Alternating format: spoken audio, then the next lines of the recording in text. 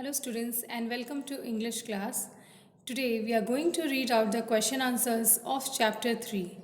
But before starting, let's have a small recap of the chapter.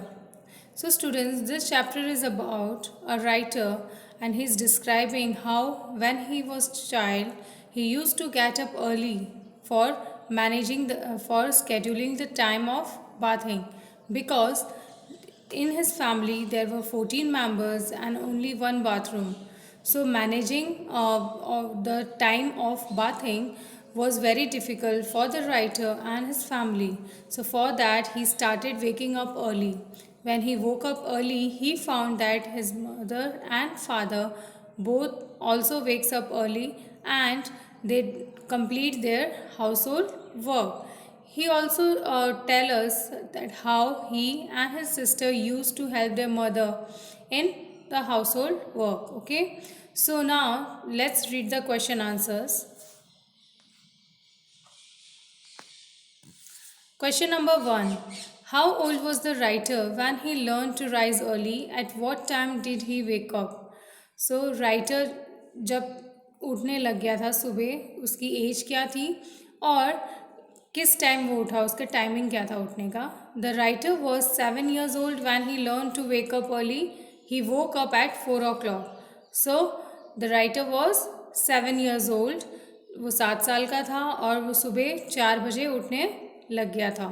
Okay, clear. Next question number 2. How did the writer feel when he learn to do small jobs? जब writer अपनी मम्मा को थोड़ा बहुत काम में help करवाने लग गया था तो राइटर को कैसा महसूस होता था? The writer felt useful when he learn to do small jobs. He felt useful, उसे लगा कि मैं भी कुछ वैल्यू रखता हूँ या मेरे भी कोई इम्पोर्टेंस है. उसे बड़ा अच्छा लग रहा था अपनी मम्मी का काम करवा के या उनको हेल्प करवा के. He was really very happy. Next question number 3. What was the important lesson that writer and his siblings learned from the parents? Writers और उसके सिबलिंग्स मीन्स ब्रदर्स और सिस्टर्स, है ना, उन्होंने अपने पेरेंट्स से क्या सीखा था?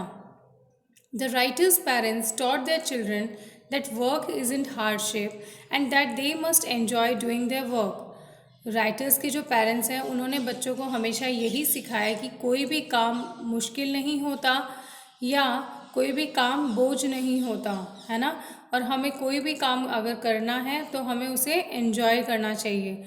जैसे कि राइटर की मदर थी, वो जब अपना वर्क करती थी या कुछ भी काम करती थी, she use to start singing to enjoy her work. So we should enjoy our work. Okay, किसी भी काम को या किसी भी टास्क जो भी आपको या टीचर्स ने दिया है या पेरेंट्स ने दिया है या आपके एल्डर्स ने आपको कहा है कुछ करने के लिए, तो उसे हार्डशिप नहीं समझ के उसे एन्जॉय करके कंप्लीट करना चाहिए. Then it will be easier for you to complete it. Okay, next. Why do you think the writer's mother praised him although he dropped most of the clothes? Sir, आपको क्या लगता है कि writer की mother उसकी तारीफ़ क्यों करती थी? मतलब इंस्पाइट की जो राइटर है वो बहुत सारे कपड़े बहुत बार गिरा देता था, फिर भी राइटर की मदर उसे प्रेज़ क्यों करती थी, उसकी तारीफ़ क्यों करती थी? Although the writer dropped most of the clothes, his mother praised him because she wanted to encourage him to try to do better. So, वो उसे encourage करना चाहती थी, motivate करना चाहती थी ताकि वो आगे और अच्छा कर सके. सो ये चीज़ हमारे साथ भी होती है स्टूडेंट्स, कि जब हमें कोई काम दिया जाता है और अगर सामने वाला उसमें कमियां निकालता है तो हम उस डिस्करेज हो जाते हैं, है ना. हम सोचते हैं ठीक है आगे से मैं करूँगा ही नहीं या करूँगी ही नहीं. लेकिन अगर आप सामने वाले को प्रेज़ करते हो या फिर उसकी तारीफ़ करते हो तो उसको एनकरेजमेंट मिलता है, वो और ज़्यादा एक्साइटेड होके उस काम को कंप्लीट करेगा. Suppose when you complete your homework in your notebook and the teacher give you remarks like excellent or very good, तो आपको लगता है अगले नेक्स्ट चैप्टर में भी मैं बहुत सुंदर हैंड राइटिंग में लिखूँगा.